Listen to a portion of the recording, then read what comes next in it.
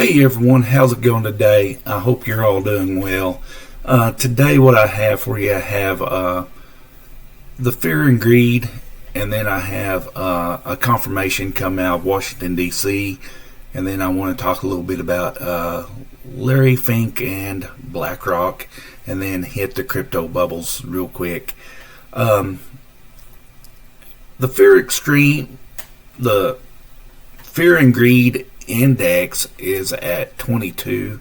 Of course, on Thursday it was over here in just the fear, and the reason it's gone down is because I believe it's the Trump tariffs are about to go into effect, and we are going to see more drop in the markets.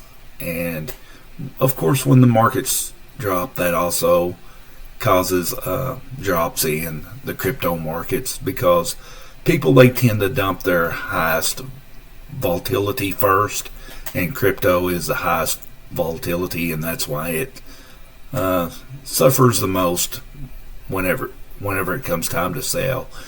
Now, whenever I want to move over here, and in my last video that I posted, I said that the Senate was about to nominate Paul Atkins for commissioner of the SEC, and he was confirmed on Friday, and we know how pro-crypto he is. Of course, that's a huge advantage, or a huge catalyst for crypto in general, and even the stock market. That's a huge catalyst. Let's talk a little bit about Larry Fink. Of course, Larry Fink says Bitcoin is going to 700,000. I've seen several articles. He says 500,000 and then 700,000, but there's no mention of a date as far as that goes. And usually when they put predictions out like that, it's a 5-year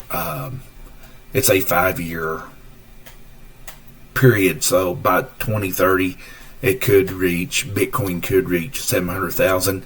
And if that happens, well, we can say XRP is going to reach about $10 to $15 within the next 5 years. So I'm hoping it happens sooner than those 5 years that I gave. Of course, Larry Fink, he's in charge of trillions of dollars, 11.7 trillion, I believe, almost 12 trillion.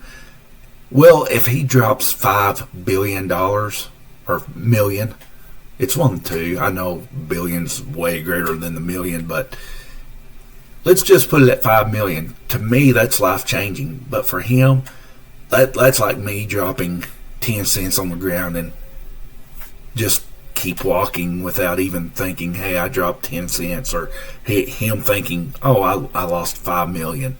It's nothing when you're dealing with trillions of dollars. But with that being said, there's several companies here. I'm trying to give you the positive catalyst. Who's lining up for the ETFs? Of course, it is Bitwise, 21 Shares, Canary Capital, Wisdom Tree, Pro Shares, CoinShares, Grayscale, Volatility Shares, and Frank Templeton.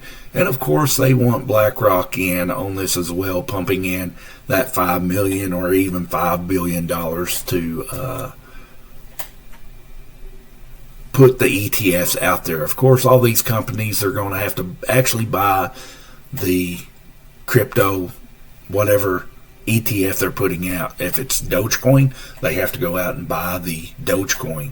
If it's XRP, they have to go out and buy XRP. So now that the settlement is over, of course, the settlement, it was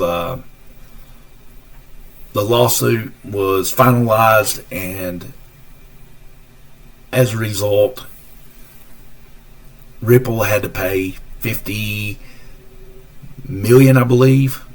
They had to pay $50 million, and they had the other $75 million returned, and now they can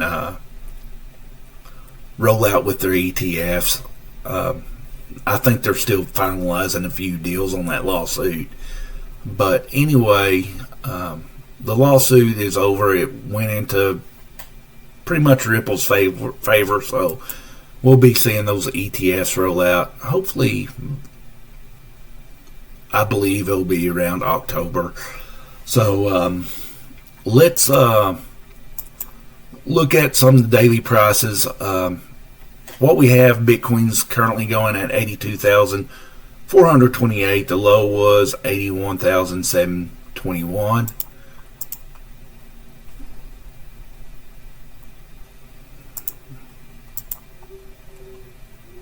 Ethereum was 1,802 low, and we are about $16 above that at 1818. Go at XRP. We're at 212, just estimating 6 cents above the low. And then I want to look up H-bar, Hedera. We're right there at that low, pretty much, a 0.3 difference, pretty much. And one more I want to look at, I just bought this morning, just got into Stellar, 26 cents, not much off of the low, so we're starting to see things hopefully recover and bounce up. If you got any value out of this video, give me a thumbs up. Let's get that to 100 likes. Please watch all the way through. Hit that subscribe button if you're not subscribed yet. Leave a comment. Remember to treat each other like you want to be treated. And my little disclaimer is I'm not responsible for any losses. I'm not a financial advisor. Do your due diligence before investing. And remember to treat each other like you want to be treated. Until next time, I'll see ya.